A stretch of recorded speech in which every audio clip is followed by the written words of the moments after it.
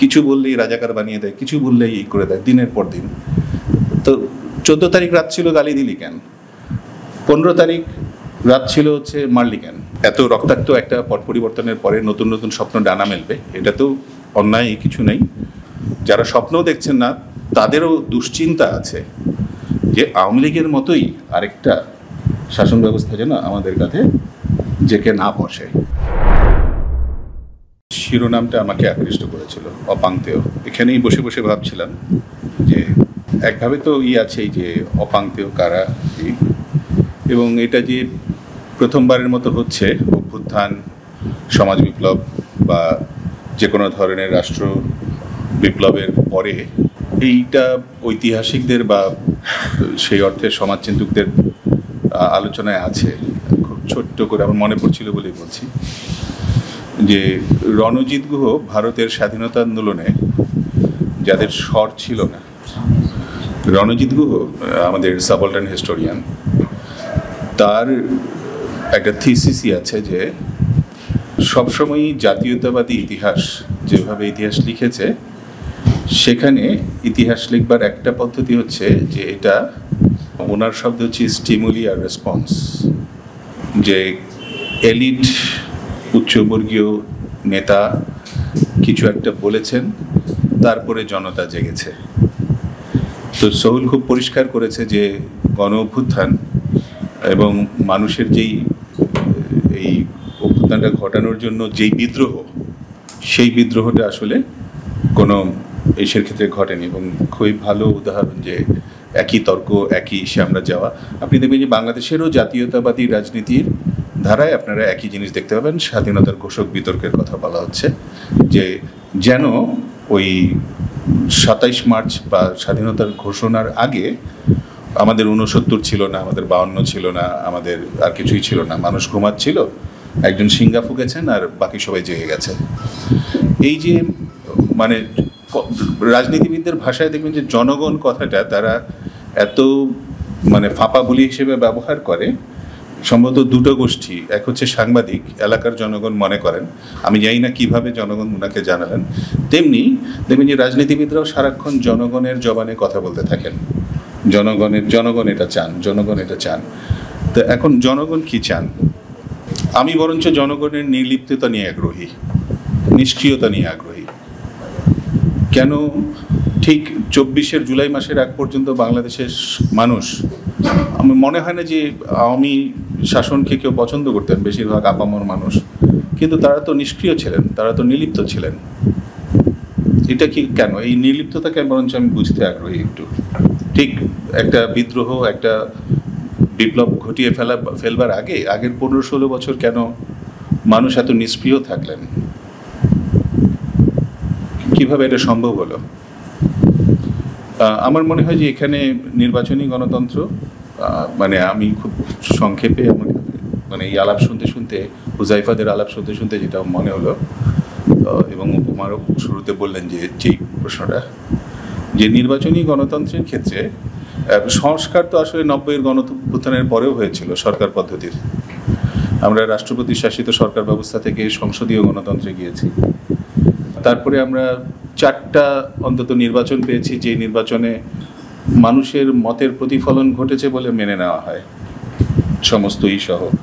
96, 2001, 91, 96, 2001, 2008, এই যে 4টা নির্বাচন, এটা তো, এবং বাংলাদেশের মানুষ ভোট দেওয়ার সুযোগ পেলে কখনোই আসলে একই দলকে আবার সরকারে পাঠায়নি ভোট দেওয়ার সুযোগ পেলে। এটা খুব জটিল একটা প্রক্রিয়া। ফলে আমাদের রাজনীতিবিদদের দুঃখ আমরা বুঝি যে সরকারের থেকে জনপ্রিয়তা ধরে রাখা সম্ভব না। এত এত সাম্রাজ্যিক আঞ্চলিক শক্তির মন জুগিয়ে একে ওটা দিয়ে চারিদিকে রাজনৈতিক দলের নামে আসলে আরেকটা তৈরি করে জনপ্রিয় থাকা সম্ভব না। ফলে তারা কি করেছেন? তারা ক্রমাগতভাবে নির্বাচন প্রক্রিয়াটাকে ধ্বংস করার চেষ্টা করেছেন।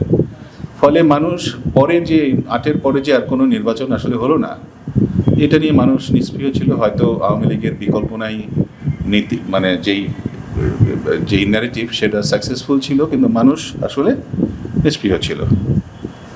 এবং এটা আসলে বোঝার দরকার আছে মানুষ কখন নিষ্ক্রিয় থাকে। এটাকে আরও তলিয়ে দেখবার ব্যাপার আছে আমার মনে হয়। যারা অ্যাক্টিভিস্ট, যারা রাজনৈতিক কর্মী, যারা রাজনৈতিকভাবে সক্রিয়, তারা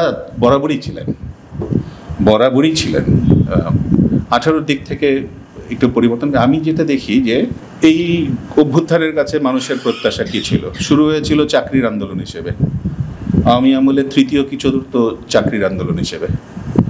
সরকারি চাকরি বিশ্ববিদ্যালয়ের ছাত্রদের মধ্যে জনপ্রিয় ছিল, কারণ বিসিএস, যেটা হচ্ছে আমি মনে করি যে আমাদের রাজনৈতিক নিষ্ক্রিয়তার, তরুণদেরকে রাজনৈতিকভাবে নিষ্ক্রিয় করে ফেলবার সবচেয়ে বড় ফাঁদ, এবং এটা আসলে রাষ্ট্রের 2-2.5 হাজার বছর আগের তৈরি করা ক্রাফট, যে 2-2.5 হাজার চাকরির জন্য আমি 5 লক্ষ 10 লক্ষ তরুণ শিক্ষার্থীদেরকে আমরা করে রাখবো। এবং তার চেয়ে গুরুত্বপূর্ণ হচ্ছে যারা চাকরির 2-2.5 হাজার বাদে বাকিরা আর কেউই নিজের না পারার জন্য, চাকরি না হওয়ার জন্য বা এই করার জন্য ব্যবস্থাকে দোষ দিবেন না, দিবেন হচ্ছে নিজেকে, যে I am not good enough, আমি যথেষ্ট ভালো না বলে। এটা হচ্ছে খুব দারুণ একটা পুঁজিতান্ত্রিক ব্যবস্থায় বিশ্ববিদ্যালয়, এই চাকরি, এগুলি হচ্ছে তার উইপিং হোল। এটা সিস্টেমটাকে সাস্টেনেবল করে, ফলে বৈষম্য বিরোধী, এটা আসলে আমরা ভুল বুঝছি। এই বৈষম্য বিরোধিতার অর্থ আসলে একটাই, সেটা হচ্ছে ম্যারিটোক্রেসির দাবি, আর কিছু না। এটা সমাজে বৃহত্তর সাম্য প্রতিষ্ঠার জন্য এই বৈষম্য বিরোধী আন্দোলন হয়নি, হয়েছিল খুবই পুঁজিতান্ত্রিক যেই এথিক্স, যে পুঁজিতন্ত্র সামন্ততন্ত্রের চেয়ে এটুকু ভালো, অনেক অর্থেই ভালো, কিন্তু একটা অর্থে যে এটা জন্মসূত্রে সে কাউকে করে দেয় না, জন্ম হোক যথাযথ, কর্ম হোক ভালো, যার মেধা থাকবে তার যেন একটা ফেয়ার কম্পিটিশনের জায়গা তৈরি করতে হবে। এটাই ছিল আসলে বৈষম্য বিরোধী তার মূল যে মেধা না কোটা, যেটা দিয়ে। এবং এটা আবার বাংলাদেশের জনগণ, বাংলাদেশের মানুষের কাছে এটা গুরুত্বপূর্ণ।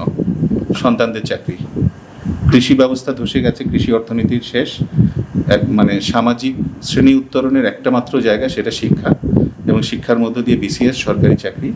ফলে আবু সাইদ মিছিলে গেছেন, তার মার আন্ডারস্ট্যান্ডিং সম্ভবত হচ্ছে আমার ছেলে চাকরির জন্য মিছিলে গেছে, নাথিং রং উইথ ইট। এতে তার মাহাত্ম, তার বীরত্ব কোনো কিছুই খাটো হয় না। কিন্তু উনি তো বলেছেন যে চাকরি না দিলে না দিব, আমার ছেলে সাওয়ালাক মাল্লু কেন, তাই না? আমার সাওয়ালাক মাল্লু কেন? তো এটা তো অবশ্যই ন্যায়ের প্রশ্ন। তো আমার কাছে মনে হয় যে 14 তারিখ যেভাবে ঘটছিল, যেই নির্লিপ্ততা, সেটা ভাঙলো কি করে আমাদের? 14 তারিখ ছিল গালি দিলি কেন 14 তারিখ রাতে? কারণ তিষ্ট হয়ে গিয়েছিল সবাই, কিছু বললেই রাজাকার বানিয়ে দেয়, কিছু বললেই করে দেয়, দিনের পর দিন। তো 14 তারিখ রাত ছিল গালি দিলি কেন? 15 তারিখ রাত ছিল হচ্ছে মারলি কেন? ওই যেই ছবিটা ঢাকা বিশ্ববিদ্যালয়ে, এবং আমাদের একজন নারী শিক্ষার্থীকে যেই ছবিটা, সেটা আবু সাইদের ছবির মতোই কাজ করেছে আসলে 15 তারিখে। 16 তারিখ হচ্ছে মেরে ফেললি কেন? এই তো ছিল যে এটা। এবং তারপরে এটার প্রত্যাশা কী ছিল, খুব আমি এত জটিল করে দেখার কারণ আমি নির্লিপ্ততাটাকে বলে যেতে পারি না। আমাকে সবসময় হয় যে কী করে 16 বছর টিকে থাকলো এত, মানে এই ধরনের একটা শাসন ব্যবস্থা, এরকম একটা শাসক দল। তো তারপরে যেটা হলো যে প্রত্যাশা বলতে, প্রথম প্রত্যাশা কী ছিল? প্রথম প্রত্যাশা ছিল হচ্ছে যে একমাত্র প্রত্যাশা, আমরা আওয়ামী লীগের বিদায় চাই, আমরা আওয়ামী লীগের হাত থেকে মুক্তি চাই, আওয়ামী লীগকে চলে যেতে হবে, সিম্পল। এবং আমার মনে হয় সেটাই আমাদেরকে ঠেলে একেবারে, তখনও যে খুব যে আজকে যেগুলি বলা হচ্ছে, যেই স্বপ্ন, যে প্রত্যাশা, যে এটা হচ্ছে, ওই মোমেন্টের প্রশ্নগুলি ছিল খুবই তাৎক্ষণিক এবং অনেক দিনের থাকা। ওকে, উই হ্যাড এনাফ। এখন আর ওই নির্লিপ্ততাটা ভেঙে গেল, মানুষ নামলেন। কারণ বাংলাদেশে হয় কি যে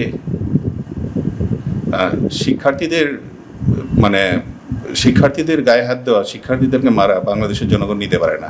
এটা আমাদের কৃষক চৈতন্যে আছে, যে আমার কৃষক যেমন সন্তান এবং বীজ তার কাছে গুরুত্বপূর্ণ, যেই সন্তান পড়ালেখার মধ্য দিয়ে সামাজিক উত্তরণ ঘটাবে, তার গায়ে হাত দেওয়া মানুষ পছন্দ করে না। দু একজন রিক্সাওয়ালার ছিল যে আমার ছেলেও তো বড় হবে, চাকরি পাবে না, সে চাকরিতে একটা ন্যায্য সুযোগ পাবে না।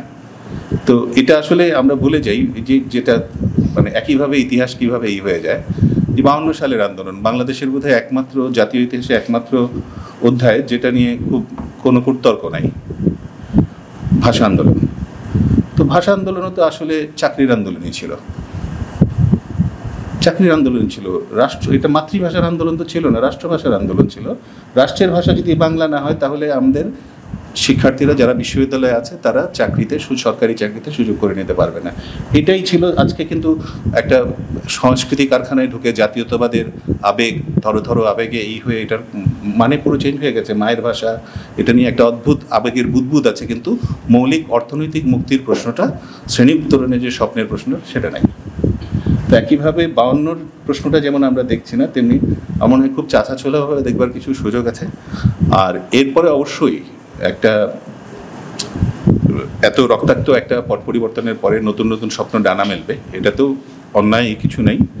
সম্ভবত সবচেয়ে কার্যকরী যেটা সবার, যারা স্বপ্নও দেখছেন না তাদেরও দুশ্চিন্তা আছে, যে আওয়ামী লীগের মতোই আরেকটা শাসন ব্যবস্থা যেন আমাদের কাছে জেকে না বসে। এবং সেই জায়গায় হুজাইফা এবং সোহুল এবং উপমা যে আলোচনা করছেন এবং করছেন, সম্ভবত স্বপ্নের জায়গায় এটাই, যে এটা যারা ঘটিয়েছেন এই প্রজন্ম তো আসলে আরও অনেক দিন তরুণী থাকবেন। বাংলাদেশের প্রত্যেকটা সংগঠিত রাজনৈতিক দলকে এদের সাথে বোঝাপড়া করেই বাংলাদেশে রাজনীতি করতে হবে। Thank you.